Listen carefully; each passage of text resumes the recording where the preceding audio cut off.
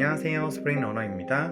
오늘은 코틀린이 제공하는 공식 직렬화 라이브러리인 코틀린 X 시리얼라이제이션을 소개하고 이 도구를 왜 만들었는지 또 어떤 특징을 가지고 있는지 알아보는 테크톡을 진행을 해보겠습니다. 직렬화는 애플리케이션에서 쓰이는 데이터를 네트워크를 통해서 전송하거나 DB 또는 파일에 저장 가능한 형식으로 바꾸는 프로세서입니다.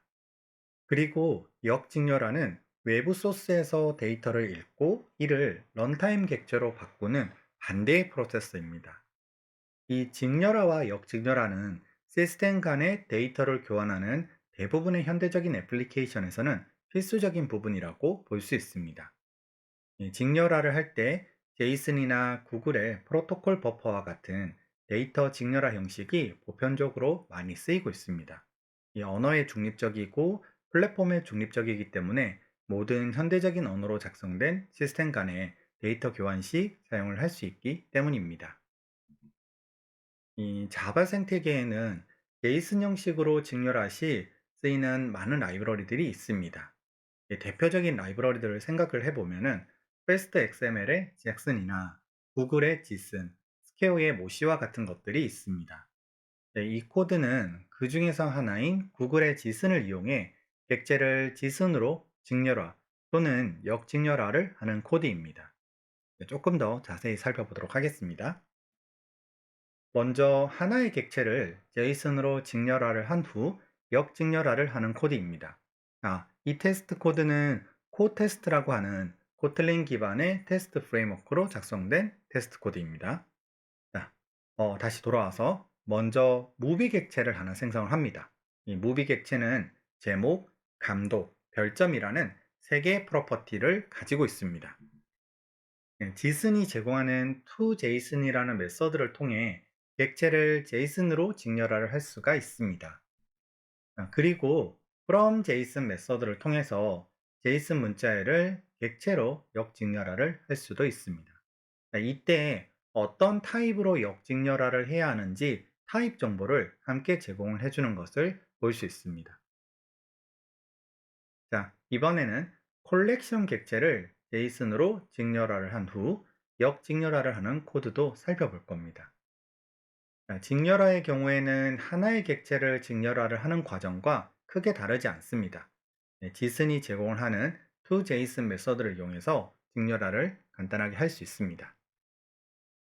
역직렬화의 경우에도 하나의 객체를 역직렬화를 할 때보다 조금 복잡하긴 하지만은 크게 다르진 않습니다.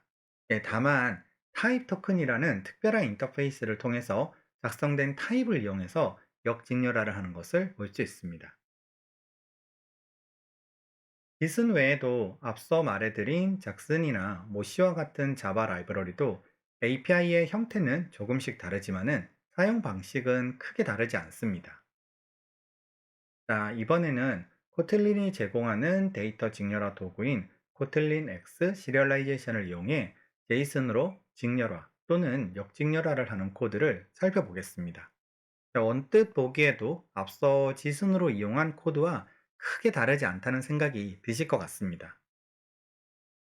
코틀린 X 시리얼라이제이션이 제공하는 JSON API와 확장 메서드인 encoded to string, decoded from string을 사용해서 작성을 했습니다. 하나의 객체를 JSON으로 직렬화를 한 후 역직렬화를 하는 코드나 아래쪽에 콜렉션 객체를 다루는 코드나 별반 다르지가 않습니다. 리슨 때와는 다르게 제네릭을 사용해서 타입 정보를 넘기고 있어서인지 읽기가 조금 더 편한 것 같습니다. 코드가 조금 더 간결해지긴 했지만 앞서 봤던 지승과 별반 다른 점은 없어 보입니다. 도대체 이걸 그들은 왜 만들었을까요? 자, 그 이유를 알아보기 전에 이 코틀린 X 시리얼라이제이션의 연역을 살펴보면 이렇습니다. 그 시작은 2017년도 7월쯤 기존 코틀린 내부에 있던 일부 코드를 이관해서 새로운 프로젝트를 시작을 합니다. 이후 2개월 후에 0.1 버전이 출시가 됩니다. 그리고 시간이 흘러 2020년 10월에 1.0 정식 버전을 출시를 했고 2년 후에 즉 2022년 5월에 1.3 버전을 출시를 했습니다. 정식 버전부터는 코틀린 1.4 버전 이상이면 호환성을 유지를 해주고 있다고 합니다. 생각보다 꽤 오래된 라이브러리이고 지속적으로 개발되며 개선되어 오고 있다는 것을 알 수 있죠. 자, 그러면 다시 돌아가서 왜 코틀린은 직렬화 도구를 직접 만들었을까요? 그 이유를 5가지 측면에서 살펴보려고 합니다. 첫 번째는 코틀린의 특징 중 하나인 널 안전성에 대한 것입니다. 이 코드는 앞서 잠시 만나봤던 디슨을 이용해 하나의 객체를 역직렬화를 하는 코드입니다. 데이터 클래스로 작성된 무비는 제목, 감독, 별점이라는 3가지 프로퍼티를 가지고 있고 모두 너를 허용하지 않고 있습니다. 자, 제목과 별점 정보가 담겨 있는 제이슨을 무비 객체로 역직렬화를 했습니다. 그리고 이 무비 객체 내에 프로퍼티에 기대했던 값들이 들어있는지를 확인을 해 볼 겁니다. 우선 제목은 푸가 들어있네요. 네, 좋습니다. 그리고 감독에는 널이 들어있습니다. 자, 제이슨 데이터를 보면 감독 정보가 없으니까 맞는 것 같습니다. 자, 마지막으로 별점에는 0.0이 들어있습니다. 이건 조금 이상합니다. 자, 왜냐하면은 제이슨 데이터를 보면 별점 프로퍼티가 널로 작성이 되어 있기 때문입니다. 어떠신가요? 뭔가 묘하게 이상합니다. 그죠? 네. 앞서 별 문제가 없다고 생각했던 감독 프로퍼티도 잘 살펴보면 더 이상합니다. 네, 분명 우리가 무비 클래스를 작성할 때 3가지 프로퍼티 모두 너를 허용하지 않는다고 했습니다. 네, 하지만 감독 프로퍼티에는 널 값이 들어 있습니다. 그리고 별점 프로퍼티에는 널 값을 넣었더니 0.0이라는 값이 튀어나왔습니다. 자, 여러분은 지금 지슨 라이브러리가 코틀린의 언어적인 장치인 널 안정성을 부셔버리고 있는 상황을 보고 있는 겁니다. 두 번째는 코틀린의 기본 인자에 대한 것입니다. 다시 지슨을 이용해 하나의 객체를 역직렬화를 하는 코드를 살펴보겠습니다. 자, 제목과 감독 정보가 담긴 제이슨을 무비 객체에 역직렬화 해보겠습니다. 자, 역직렬화된 무비 객체 내 프로퍼티의 값을 검증해 보죠. 제목은 프로 잘 들어 있습니다. 감독도 X로 잘 들어 있네요. 별점은 0.0이 들어왔습니다. 네, 이게 제이슨 정보에 별점 정보가 없으니까 더블 타입의 기본값인 0.0이 들어갔습니다. 네, 하지만 이번에도 뭔가 이상하죠. 네, 우리는 별점 프로퍼티를 작성할 때 기본값으로 1.0을 넣어두었습니다. 원하는 건 제이슨 정보의 별점 값이 없다면 기본값인 1.0이 들어가는 거지만 역직렬화된 무비 객체에는 더블 타입의 기본값인 0.0이 들어가 있습니다. 이 또한 코틀린의 언어적인 장치를 라이브러리가 무시하고 있는 거라고 볼 수 있겠네요. 세 번째는 데이터 클래스에 대한 것입니다. 이번 코드는 지슨이 아니고요. 잭슨을 이용해서 데이터 클래스를 제이슨으로 직렬화하고 역직렬화를 하는 코드입니다. 2가지 프로퍼티를 가진 프로젝트 객체를 생성하고 잭슨이 제공하는 API를 사용해 직렬화 후 다시 역직렬화를 해봤습니다. 직렬화와 역직렬화를 하는 과정은 지슨과 크게 다르지 않습니다. 하지만 뭔가 묘하게 불편합니다. 잭슨은 데이터 클래스의 구조를 기본적으로 이해하지 못합니다. 때문에 애노테이션을 사용해 잭슨이 역직렬화를 하는 과정에서 클래스를 어떻게 다뤄야 하는지를 알려줘야 합니다. 저는 잭슨을 사용할 때 저런 애노테이션을 쓰지 않고도 데이터 클래스를 잘 썼는데요? 라는 의문이 아마 드시는 분들이 계실 것 같아요. 네, 사실 잭슨의 경우에는 코틀린을 위해서 나름 굉장한 노력을 해오고 있어요. 그것과 관련해서 코틀린을 위한 별도의 확장 모듈을 제공을 해주고 있어요. 때문에 이제 그 확장 모듈을 쓰면은 이런 애노테이션이 없어도 잭슨이 데이터 클래스의 구조를 이해하고 다룰 수가 있습니다. 하지만 기본적으로 잭슨 자체는 일단은 코틀린의 데이터 클래스를 이해하지 못하기 때문에 확장된 모듈이 따로 필요하다라는 것을 알 수 있죠. 자, 네 번째는 코틀린의 언어적인 특징인 간결함에 대한 것입니다. 자, 이 코드는 잭슨을 이용해 하나의 객체나 콜렉션을 제이슨으로 직렬화하고 역직렬화를 하는 코드입니다. 역직렬화를 위한 코드만 조금 집중해서 살펴보도록 하겠습니다. 디스를 사용할 때 타입 토큰이라는 특별한 타입을 이용해서 역직렬화 객체에 타입을 제공했던 것을 기억하시나요? 잭슨의 경우에는 타입 레퍼런스라는 특별한 타입을 이용해서 역직렬화할 객체의 타입을 제공을 해줍니다. 하나의 객체일 때는 그렇게 복잡하지 않지만 콜렉션 타입을 다룰 때는 꽤나 복잡하게 타입을 구성해서 제공을 해야 하는 것을 알 수 있습니다. 자, 마지막으로 다섯 번째는 멀티 플랫폼에 대한 것입니다. 코틀린은 멀티 플랫폼을 지원을 하는 언어로 JVM과 안드로이드 외에도 자바스크립트, 네이티브도 지원을 합니다. 하지만 앞서 소개해드린 모든 라이브러리는 오로지 JVM과 안드로이드를 위해서만 동작합니다. 이게 당연한 게 아닌가 싶지만 사실 멀티 플랫폼을 지원하는 언어의 입장에서는 당연한 게 아닙니다. 자, 이 부분은 잠시 뒤 조금 더 살펴보도록 하겠습니다. 이렇게 다섯 가지 측면에서 자바 생태계에서 널리 사용되고 있는 라이브러리들이 코틀린에 알맞은 도구가 아니라고 생각한 그들은 직접 직렬화 도구를 만들었다고 생각합니다. 그게 바로 코틀린 X 시리얼라이제이션입니다. 지금부터는 이 코틀린 X 시리얼라이제이션의 특징을 알아보도록 하겠습니다.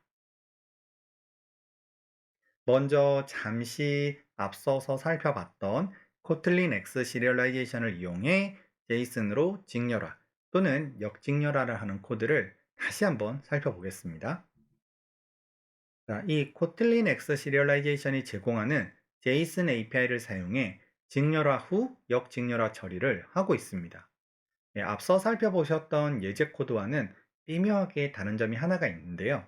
바로 이번에는 제네릭을 사용을 하지 않고 타입 정보를 무비 클래스가 제공하는 시리얼라이저 메소드를 통해서 직렬화 또는 역직렬화를 어떻게 처리할 것인지를 알려주고 있다는 점입니다. 이 시리얼라이저 메서드는 K 시리얼라이저라는 인터페이스를 구현한 객체를 반환을 하는데 이 무비 클래스를 직렬화 또는 역직렬화를 하는 데 필요한 다양한 메타 정보들을 가지고 있습니다.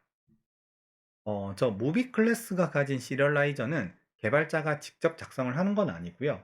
이 코틀린의 컴파일러 플러그인이 컴파일 타임에 자동으로 생성해서 제공을 해줍니다. JVM 계열에서는 뭐 롬벅과 같은 툴이 이렇게 컴파일 타임에 코드를 제너레이션 해주죠. 코틀린에서도 이렇게 플러그인을 기반으로 저렇게 컴파일 타임에 코드를 생성해서 제공해 주는 것을 볼 수 있습니다. 자, 이때 플러그인에게 시리얼라이저 생성 대상임을 알려주기 위해서 시리얼라이저블 애노테이션을 대상 클래스에게 선언을 하는 것도 함께 볼 수 있습니다. 직렬화가 필요한 대상은 시리얼라이저블 애노테이션이 붙어 있어야 하기 때문에 컴파일 타임의 안전성을 보장받을 수가 있습니다. 이게 어떤 의미인지 좀 더 알아보죠. 여기 프로젝트 클래스가 직렬화가 가능한 클래스임을 알려주기 위해서 시리얼라이저블 애노테이션을 선언을 했습니다. 자, 프로젝트 클래스는 내부에 세 가지 프로퍼티를 가지고 있는데 그중 유저는 개발자가 직접 작성한 데이터 클래스입니다. 하지만 시리얼라이저블 애노테이션이 선언이 되어 있지 않아요. 자, 이때 코틀린의 컴파일러는 유저 클래스를 위한 시리얼라이저를 찾지 못했다면서 컴파일 오류를 일으킵니다. 코틀린 X 시리얼라이제이션은 다양한 확장 메서드를 제공을 해줍니다. 때문에 코틀린 특유의 명료함과 간결함을 누릴 수가 있습니다. 자, 여기 객체나 콜렉션을 제이슨으로 직렬화 또는 역직렬화를 하는 코드가 있습니다. 이 역직렬화를 할 때 확장 메서드인 encoded to string, decoded from string을 사용을 했습니다. 이때 제네릭을 사용해서 타입 정보를 넘기면서 자연스럽게 특정 타입으로 역직렬화를 하는 걸 보실 수가 있는데요.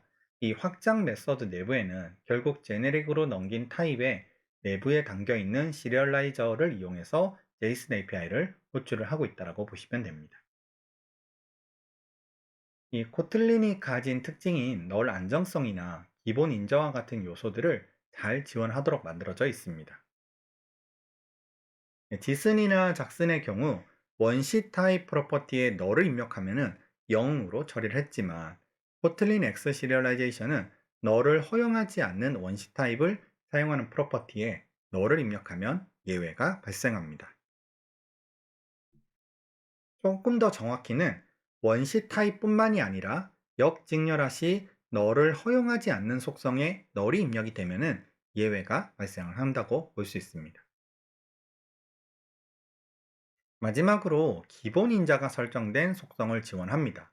이 별점의 경우 기본 인자로 1.0이 설정이 되어 있고 제이슨으로 입력된 값이 없기 때문에 기본 인자의 값으로 역직렬화 처리가 된 것을 볼 수 있습니다. 지금까지 예시로 제가 제이슨만 보여드렸지만은 코틀린은 직렬화 시 되게 다양한 형식을 지원해주고 있습니다.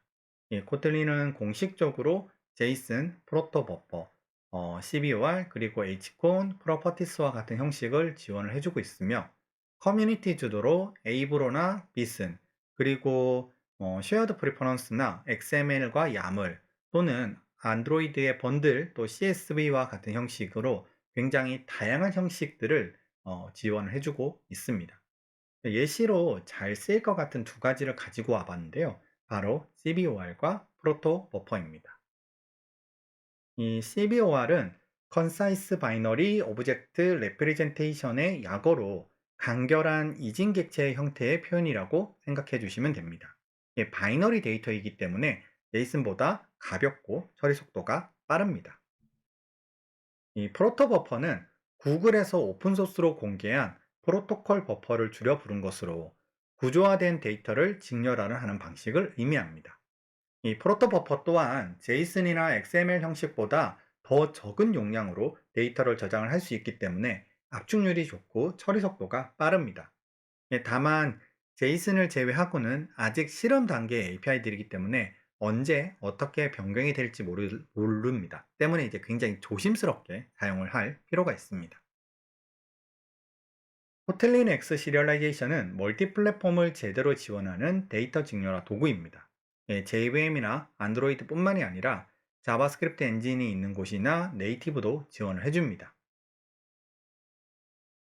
이외에도 실드 클래스로 작성된 클래스에 대해서 다형성을 지원을 하고 밸류 클래스를 직렬화를 하거나 또는 역직렬화 시나 직렬화 시 다양한 옵션을 원하는 구성으로 만들어낼 수도 있고 그게 어렵다면 사용자 정의 직렬화를 통해서 원하는 방식으로 제어하는 것도 가능합니다.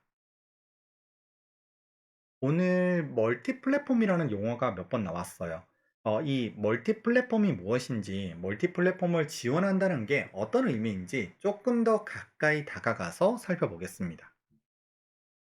코틀린은 안정성, 간결성, 상호 운용성을 강조하는 멀티 패러다임의 멀티 플랫폼 프로그래밍 언어입니다. JVM이나 안드로이드뿐만이 아니라 자바스크립트 엔진이 있는 브라우저나 노드.js도 지원하고 그리고 네이티브까지 다양한 플랫폼을 대상으로 사용을 할 수 있습니다.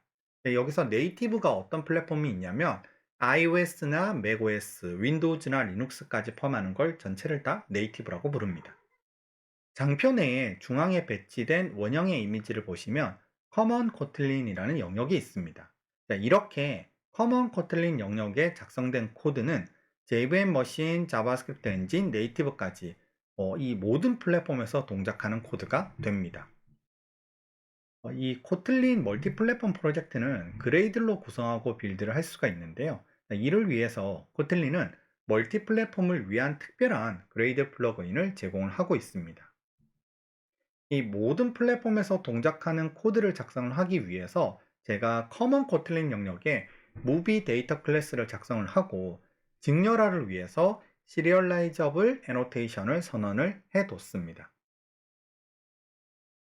그리고 자바스크립트 플랫폼에서 사용할 코드를 제가 코틀린으로 작성을 한번 해봤어요. 이 코틀린 X 시리얼라이제이션을 이용해서 제이슨 문자를 받아서 객체로 역직렬화를 하는 코드를 하나 준비를 해봤습니다. 자, 이 코드는 이 코드의 그러니까 이 화면의 상단을 보시면은 JS 익스포트라는 것으로 자바스크립트 모듈로 출력을 해줄 거야 라고 선언이 되어 있는 것을 보실 수 있어요. 자, 이렇게 작성한 프로젝트를 빌드를 하면은 각 플랫폼별로 패키징된 결과물을 얻으실 수가 있습니다. 이 자바, 이렇게 즉 JVM의 경우에는 이 자르 형식으로 출력이 되는 것을 보실 수가 있고요. 이 코틀린 자바스크립트, 즉 코틀린 JS 플랫폼의 경우에는 하나의 JS 파일과 소스맵 파일로 패키징된 결과물이 확인이 됩니다.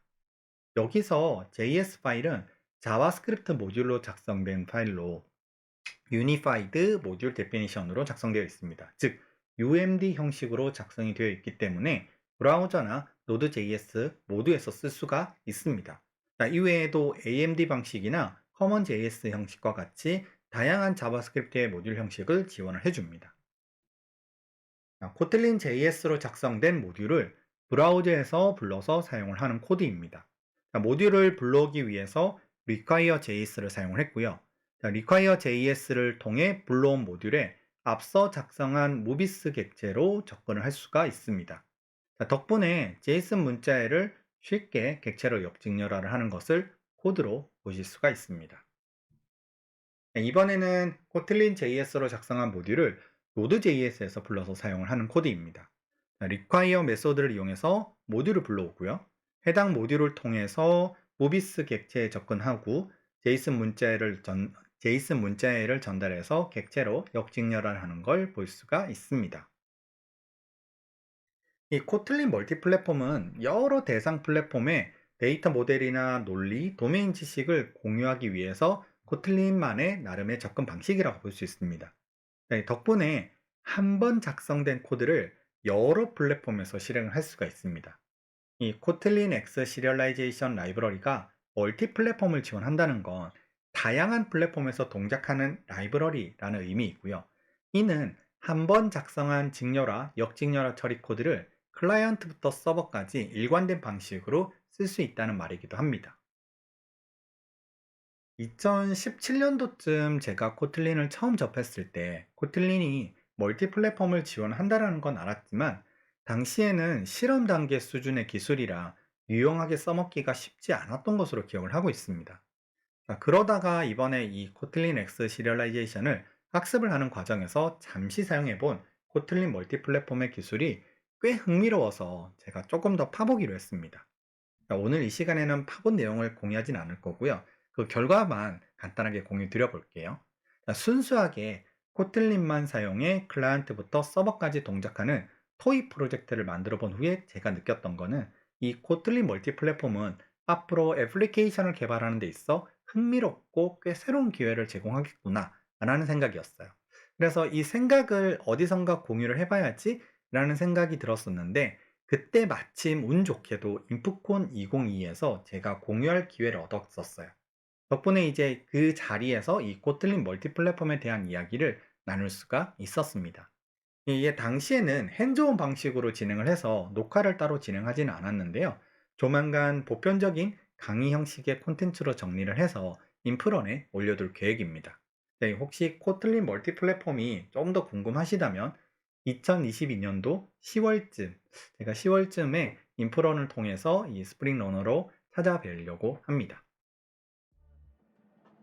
자, 오늘 제가 준비한 테크톡은 여기까지입니다. 자, 그러면 다음에 또 재미난 주제로 찾아뵙도록 하겠습니다.